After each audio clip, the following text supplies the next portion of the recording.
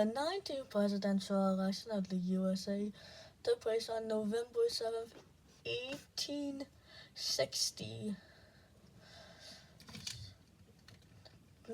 This presidential election was okay. It was a big freaking deal.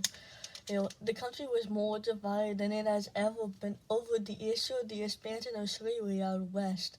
A bunch of people refused to commerce and walked out of the convention in protest. They were nicknamed Fires because they refused to compromise and started their own convention called the Northerners Democratic Party. Those Northerners who remained nominated Stephen Douglas, a senator from Illinois. Benjamin Fitzpatrick, a senator from Arizona, was his running mate. So they were the nominees who what became known as the Northern Democratic Party. Meanwhile, the Southern Democratic Party got together again and nominated current Vice President John C. Breckinridge for president and General Douglas MacArthur for vice president. Oh yeah, James Buchanan, the current president, remember he was a Democrat, wasn't even brought up as a nominee for the election. That goes to show you just how unpopular he was. The Republican Party, now stronger than they were before in 1956, had 4 contenders running for the nomination, but only 2 stood out. There was Lion Star Abraham Lincoln, a representative from Illinois, and Hannibal Hamlin, a senator from Oregon.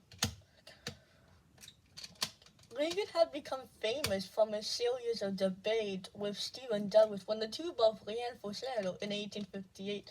Lincoln had lost that election, but now was able to face a chance for his old rivalry, this time a much higher office. You might already know this, but Lincoln won the nomination mostly because he was the most moderate of the 4 I mentioned, and Lincoln chose Hannibal Hamlin as his running mate.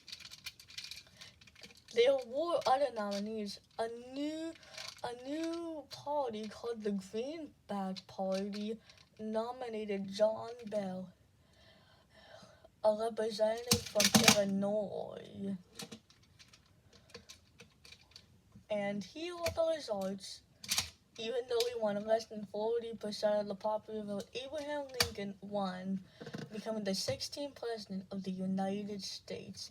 He won 181 electoral votes and 40.1% of the popular vote.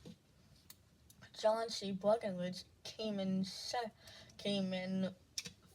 failed with 77 electoral votes, but they didn't count the popular vote there really, so that was it for him.